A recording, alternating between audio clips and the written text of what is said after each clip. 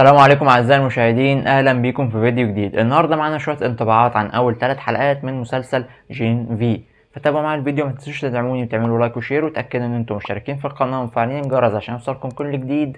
ويلا بينا نبدا. بتدور الاحداث داخل جامعه امريكيه معده خصيصا للابطال الخارقين اللي بيواجهوا العديد من التحديات الصعبه تضع حدودهم الجسديه والاخلاقيه على المحك. والمسلسل مشتق من عالم مسلسل ذا بويز اللي قدم لنا نظرة مختلفة تماما عن أي نظرة شفناها قبل كده عن الأبطال الخارقين. دايما البطل الخارق هو اللي بينقذ الناس، هو اللي بيعمل الخير، هو اللي بيضحي بحياته وبنفسه من أجل إن الناس تعيش كويسة وتعيش في سلام. لكن في ذا بويز الموضوع مختلف، لأن الأبطال الخارقين هنا ما هم إلا بعض الطغاة اللي عندهم قوة خارقة بيستخدموها للي على كيفهم، سواء خير او شر. ومش بس كده كمان، بل هما وراهم ناس بيستخدموهم باغراض تجارية كتير جدا، وجابوا من وراهم مليارات الدولارات. وقصتنا بتبدأ هنا مع جيل جديد، جيل ناشئ، شباب واعد، وكل واحد فيهم طبعا حلمه ان هو يوصل ويكون عضو من اعضاء ذا 7. لكن الجيل ده بيصطدم بالواقع والحقيقة، وبيعرف ازاي هو قدر ان هو يحصل على القوة الخارقة اللي جات له دي. كمان بيعرف حقيقة الابطال الخارقين، ان هما مجرد ناس بتستخدم لاغراض تجارية،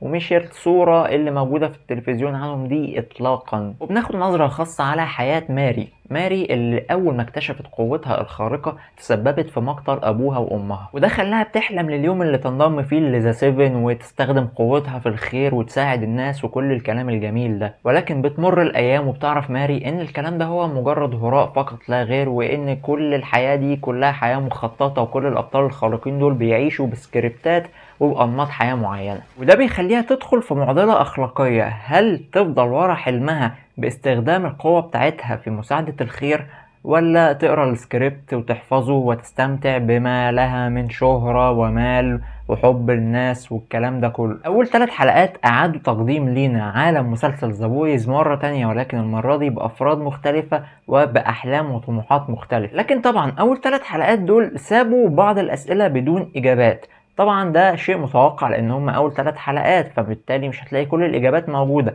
ولكن المشكلة هنا ان زمن مسلسل جين في هو نفس الزمن اللي انتهى عنده الموسم الثالث لمسلسل ذا بويز. وزي ما شفنا في نهاية الموسم الثالث لمسلسل ذا بويز، شفنا ان هوملاندر قتل واحد مواطن عادي دلوقتي في نص الشارع في عز النهار. الموضوع ده طبعا خلى يبقى ليه مؤيدين ومعارضين وكده، فحقيقة هوملاندر اتكشفت. ده طبعا حدث كبير جدا. فدلوقتي انظاري انا كلها متجهة ناحية ايه؟ ناحية ان انا عايز اعرف ايه اللي حصل بعد الموسم الثالث من عالم ذا بويز. ده طبعا شيء لم يتم ذكره في احداث مسلسل جين في. المسلسل مش مهتم بعالم ذا بويز او الشخصيات بتوعه. هم قالوا خبر قتل هوملاندر لمواطن عادي ده في يعني اللي هو ايه، في شريط الاخبار عندهم كده، بس ده اللي احنا شفناه في المسلسل. بالاخص بقى ان المسلسل اصلا ما قدمش الشيء الواو، الشيء اللي هو البومينج اللي يخلي انظاري تسيب مسلسل ذا بويز وتتجه ناحيته عشان نشوف الاحداث بتاعته. احداثه كلها هي كانت قوية، وكان فيها برضو حاجات صعبة جدا، ولكن ما فيش يعني حاجة اللي هي تشد نظري غير اخر مشهد في الحلقه الثالثه. يعني بالنسبه لي بقى هو ده بدايه الاحداث، اللي جاي هي الاحداث، واللي فات ده كان مجرد تقديم فقط لا غير. لان هو اعتمد بشكل كلي في ال3 حلقات دول على ان هو يقدم لنا حقيقه الابطال الخارقين، وحقيقه طبيعه شركه فوت، وازاي السيستم اللي ماشي فيها. ودي معلومات هي موجوده عندنا اساسا، احنا مش محتاجين نعرفها لان احنا اصلا عارفينها من مسلسل ذا بويز. نتكلم دلوقتي عن الاداء التمثيلي. بالنسبه لي الاداء التمثيلي اللي كان موجود في اول 3 حلقات هو اداء كويس جدا ومفيهوش اي مشكله، ولكن انا الحقيقه برضو مفتقد شخصيه زي شخصيه هوملاندر او زي بيلي بوتشر. ناس اللي هم ناس تحسهم عتاوله كده، واحد اللي هو بيجيلك من اول المسلسل يخطف انظارك عن باقي الناس اللي موجوده. ده ما حصلش معايا في اول 3 حلقات. اما بالنسبه للاخراج فطبعا الصرف واضح.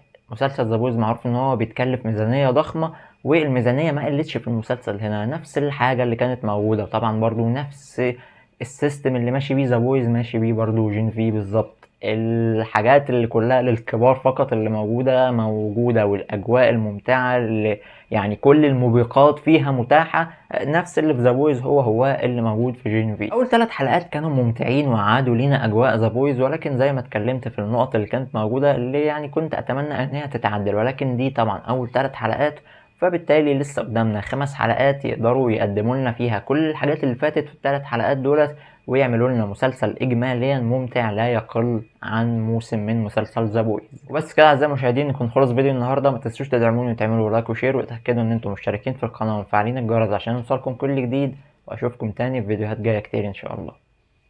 السلام عليكم.